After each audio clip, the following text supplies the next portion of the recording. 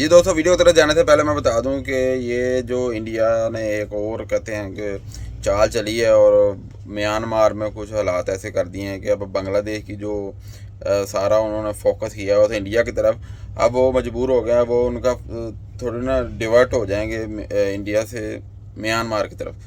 तो बड़ी amazing video है। तो वीडियो की तरफ जाने से पहले मेरे आपसे गुजारिश है, वीडियो को लाइक करें, दोस्तों के साथ ज़रूर शेयर करें और चैनल को ज़रूर सब्सक्राइब करें। तो चलो आओ वीडियो देखें। सर, ये जो एक दरमियान में बात चल रही है बांग्लादेश के बीच ही कि जो इस वक्त म्यांमार में हो रहा है, वहां पे रेबल्स का जो कंट्रोल हो गया और फिर कहा यह जा रहा है, मैं देख रही थी कि जो बांग्लादेश का बॉर्डर वहां से मिलता है, म्यांमार का बॉर्डर जो है वहां पर अब क्योंकि बांग्लादेश के लिए बड़ी ही मुश्किल खड़ी हो गई इस डेवलपमेंट के बाद, और इंडिया के लिए ये बहुत अच्छा हुआ कि हम अगले 1 महीने तक बांग्लादेश को ऑटो पार्ट्स का सप्लाई रोक रहे हैं और बांग्लादेश 90% अपने ऑटो पार्ट्स का सप्लाई जो है इंडिया से लेता था। हाँ ठीक है, बढ़िया बात है। गोयल साहब ने बजा भयंकर बजाइए सर। और क्या बांग्लादेश दोबारा ट्रैक पे चढ़ पाएगा? जिस तरीके से उन्होंने इंडिया के साथ अपने रिलेशंस को बेहतर नहीं रखा, क्या ऐसा पॉसिबल है कि वो दोबारा से ट्रैक पे आए और उनकी इकॉनमी बेहतरी की तरफ जाए?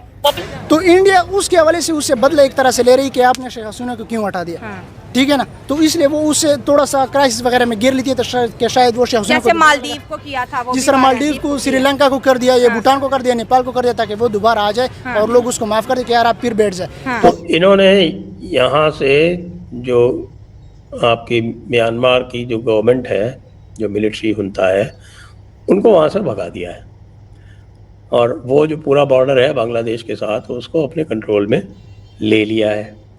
इनको बहुत खुजली है ना कि मंदिर तोड़ेंगे, बहुत खुजली है। इनकी खाज मिटाते हैं बांग्लादेशियों की अभी, ठीक है, डायरेक्टली अपने दादा से। जी, बाप तो पाकिस्तान है इनका। डायरेक्टली अपने दादा से पंगा इनको ले लिया, अब दादा की लाठी। एनीवे, और दूसरा आपने ये कि साजिश करते हैं, कौन लोग साजिश करते हैं? यानी ये बांग्लादेश के खिलाफ किसने साजिश कर दी कि अचानक बेहतर स्टेबिलिटी की तरफ जा रहा था, आज वो समझ ले बांग्लादेश से कंग्लादेश या रोड पे आ गया ऑलमोस्ट। ये बांग्लादेश के बीच ही कि जो इस वक्त म्यांमार में हो रहा है, वहां पे रेबल्स का जो कंट्रोल हो गया और फिर कहा यह जा रहा है, मैं देख रही थी कि जो बांग्लादेश का बॉर्डर वहां से मिलता है, म्यांमार का बॉर्डर जो है वहां पर अब क्योंकि बांग्लादेश के लिए बड़ी ही मुश्किल खड़ी हो गई इस डेवलपमेंट के बाद, और इंडिया के लिए ये बहुत अच्छा हुआ और इसके अंदर इंडिया का भी हाथ है कि ये जो कुछ वहां पर हुआ, तो क्या आप समझते हैं, यानी आपको पता ही होगा कि अगर ऐसा है या नहीं है? ये भी अगेन इट इज स्पेकुलेशन। ये ज़रूर है कि भाई बांग्लादेश को अब थोड़ा सा अटेंशन डाइवर्ट करना पड़ेगा, क्योंकि पहले तो देखिए बांग्लादेश क्या कह रहा था कि हाँ साहब हमें कोई ज़रूरत नहीं है, हमारे पास म्यांमार से बॉर्डर है, हम वहाँ से चीज़ें ले आएंगे। अब आप ये देखिए कि इनके बॉर्डर जो है वो केवल 2 कंट्री से मिलते हैं। 4076 किलोमीटर बॉर्डर जो है वो भारत से मिलता है और 270 किलोमीटर बॉर्डर जो है वो म्यांमार से मिलता है।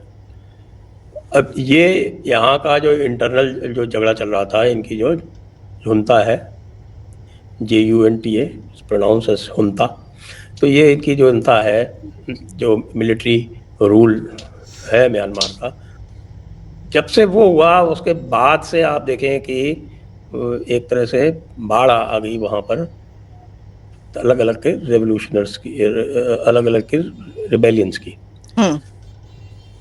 तो ये जो उनका जो नॉर्दर्न बॉर्डर है म्यांमार का, और उनका जो वेस्टर्न बॉर्डर है, और उनका ये जो सदर्न बॉर्डर है, जो अराकान, जिसको रखाइन स्टेट बोलते हैं उनकी लैंग्वेज में, लेकिन अंग्रेज़ों के ज़माने में इसको अराकान बोलते थे। तो ये अराकान आर्मी जो है ये मेनली बुद्धिस्ट आर्मी है, ये बुद्धिस्ट रेबल्स हैं और इनकी 15 से लेके 30,000 तक के इनकी टोटल नंबर्स हैं, इनकी जो आर्मी है उसकी।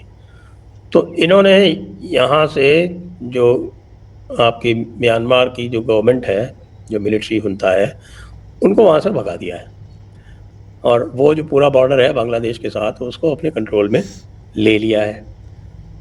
और ये this has been an ongoing process for a long time, क्योंकि ये आपकी सू यांकी जो थी, she was a western plant in Myanmar.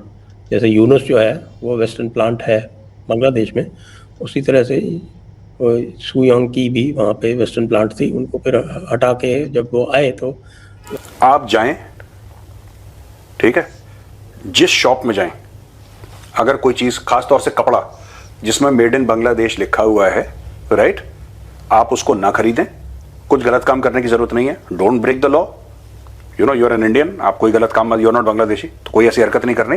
But जो भी शॉप का मालिक है या मैनेजर है, उसको ये बता देना है कि बॉस, शर्ट अच्छी हो या बुरी, महंगी हो या सस्ती, मेड इन बांग्लादेश लिखा, I am not buying that shirt. Sir मैंने तो एक अपनी तरफ से चीज शुरू कर दी है सर। क्या? पहली चीज यही, मेड इन बांग्लादेश वाली चीज नहीं खरीदनी है। हाँ। दूसरा मैं जो शुरू किया कि कहीं जो मेरे जानने वाले भी हैं, जो लोग काम करने के लिए घर में ढूंढ रहे हैं, मैं उनसे कहना शुरू कर दिया कि अगर कोई आके कहे कि मालदास के रहने वाले हैं, तो पहली फुर्सत में उसको भगा देना। ये है कि अपने, मैं सबको रिक्वेस्ट करूंगा, आप जितने लोग हैं अक्रॉस इंडिया, और आप लोग हर महीने करोड़ों की तादाद में हमारे प्रोग्राम्स देखते हैं, चाणक्य डायलॉग्स के, मैं आपसे एक रिक्वेस्ट करूंगा, हाथ जोड़ के विनती है मेरी, आपके जो मेंबर ऑफ पार्लियामेंट हैं या लोकल आपके जो एमएलए हैं, आप उनको पत्र लिखिए, हर जगह पूरे भारत में कहीं पर भी हो, आप केरल में हो, आप तमिलनाडु में हो, आप कर्नाटक में हो, Telangana, Andhra, wherever you are, Gujarat में हो आप, जम्मू कश्मीर में, you know, north east complete, you can be in Manipur और असम और wherever you are, Uttar Pradesh, write a letter to your member of parliament, write a letter to your MLA saying that as a citizen you're extremely concerned about the influx of these illegal Bangladeshis and Rohingyas into India, right? आप अगर चिट्ठी लिखेंगे, आपके सांसद या जो आपके local MLA हैं उनके पास वो चिट्ठी जाएगी, या अपने आप इलेक्शन का मुद्दा बनेगा, अपने आप ये एक भारी इलेक्शन का मुद्दा बनेगा, और इनको आपकी आवाज सुननी, वो वैसे भी सुनेंगे आपकी आवाज, India is a democracy, but जब आप लोग पत्र लिखेंगे, आप लोग ईमेल्स लिखेंगे, या आप लोग फिजिकली जाएंगे, एक पूरी टोली बना के 100-200 लोग, और अपने सांसद से मिलेंगे, और उनको आप एक लेटर देंगे कि मेंबर ऑफ पार्लियामेंट को कि साहब ये हमारे कंसर्न्स हैं, और वो रिसीव करेंगे आपका letter, they will understand that you mean business, and ये मुहिम चलानी है। ये 2.5 करोड़ के आसपास, ये मेरा एस्टिमेट है। 2 करोड़ तो किरण रिजिजू साहब ने बोला था पार्लियामेंट में, लेकिन वो उन्होंने बोला था 2016 में, तो 8 साल बीत चुके हैं भैया। 8 साल में मुझे ऐसा लगता है कि 1 करोड़ तो आ रहे होंगे, 2.5 से लेकर 3 करोड़ बांग्लादेशी भारत में होंगे, राइट? इनको निकालना है भारत से, इनको निकालना है। और मैं एक बात बताता हूं जी, राइट, ये जो ऑटो पार्ट्स वाले हैं जी, जिन्होंने CTI, chambers of trade and CTI chambers of trade ना, chambers of trade and industry ना जी।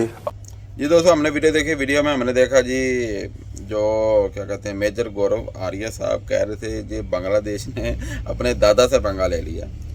भाई ये क्या चल रहा है बांग्लादेश और इंडिया में, चल क्या रहा है? इतने टेंस हालात हमने आज तक नहीं सुने 50-55 साल में, जब से बांग्लादेश पाकिस्तान से सेपरेट हुआ।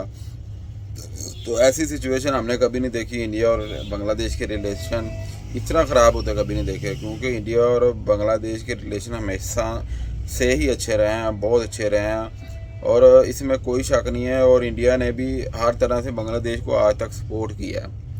तो आज के वक्त में बांग्लादेश में जो सरकार बनी है वो प्रो इंडियन नहीं है, क्योंकि वो प्रो पाकिस्तानी समझ लें या प्रो चाइनीज समझ लें या और भी कुछ भी समझ लें, लेकिन वो प्रो इंडियन नहीं है। जैसे हसीना वाजद के दौर में इंडिया की और बांग्लादेश के तल्लुकात है, वो आज के दौर में तल्लुकात नहीं है। और इतने टेंस हालात है, समझ नहीं आ रही। और इंडिया ने एक तरफ कहा भी हम आपको 1 महीना तक ऑटो सेक्टर के जितने भी पार्ट्स हैं वो नहीं देंगे।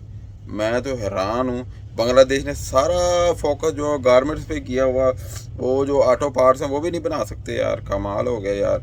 90% ऑटो पार्ट्स आप इंडिया से इंपोर्ट करते हैं, तो फिर आप करते क्या हैं? सिर्फ जर्सी स्वेटर और ये शलवार कमीज़ या पैंट शर्ट ही बनाते हैं, क्योंकि बांग्लादेश पूरे वर्ल्ड में ये बहुत ज़्यादा एक्सपोर्ट करता है, क्या कहते हैं, गारमेंट्स, क्योंकि पूरे वर्ल्ड में जाना जाता है भी बांग्लादेश की गारमेंट्स बड़ी मशहूर हैं। बड़े यूरोप में, अमेरिका में और बहुत बड़े बड़े देशों में बांग्लादेश की गारमेंट्स जाती हैं। तो दूसरी तरफ ये है कि मोदी साहब जो हैं वो कोई आराम से तो बैठेंगे नहीं हैं, उनको पूरा तरीक़ाकार है उनका एक अपना, वो किस देश को कैसे डील करते हैं। और अब यह है कि आने वाला वक्त बताएगा कि वैसे इंडिया और बांग्लादेश के रिलेशन सही होते वक्त भी टाइम नहीं लगेगा, क्योंकि बांग्लादेश को जल्दी अकल आ जाएगी क्योंकि इंडिया बहुत बड़ा देश है, वर्ल्ड में चौथे नंबर पे बड़ी पावर है, इसमें कोई शक नहीं है। क्योंकि इंडिया जितनी पावर रखता है ना, ये उसके साथ के जो करीबी देश हैं सब जानते हैं इस बात को, और पाकिस्तान तो बखूबी इस बात को जानता है कि इंडिया, क्योंकि हमारे रिलेशन हमेशा से इंडिया के साथ अच्छे नहीं रहे, तो जब रिलेशन अच्छे नहीं रहते तो हमें भी इस चीज़ का क्या कहते हैं खमियाजा भुगतना पड़ता है। अब यही देख लें, चैम्पियन ट्रॉफी में इंडियन टीम नहीं आ रही पाकिस्तान खेलने के लिए, तो उससे पाकिस्तान को बहुत ज़्यादा लॉस होगा, क्रिकेट के रेवेन्यू में भी लॉस होगा। जो क्रिकेट पूरे वर्ल्ड में परवान चढ़नी थी कि पूरे वर्ल्ड में पाकिस्तान का इमेज बेहतर होना था, भी पाकिस्तान ने बड़ा अच्छा आईसीसी का इवेंट होस्ट किया है, लेकिन वो सारा धरा का धरा रह गया। और बाकी भी पूरे वर्ल्ड में इंडिया की बड़ी अप्रोच है, बड़े बड़े देशों के साथ इंडिया के अच्छे रिलेशन हैं बनिस्बत के पाकिस्तान के। तो हमारी तो यही तमन्ना है पाकिस्तान और इंडिया के रिलेशन अच्छे हों, बांग्लादेश के भी अच्छे हों इंडिया के साथ। तो ये तो वक्त बताएगा आने वाला वक्त कि किस तरफ बात चलती है। तो मिलते हैं अगली वीडियो में, अपना ख्याल रखिएगा। वीडियो अच्छी लगे तो लाइक करें, दोस्तों के साथ शेयर करें। मिलते हैं अगली वीडियो में, अपना ख्याल रखिएगा। बाय बाय, अल्लाह हाफ़िज़।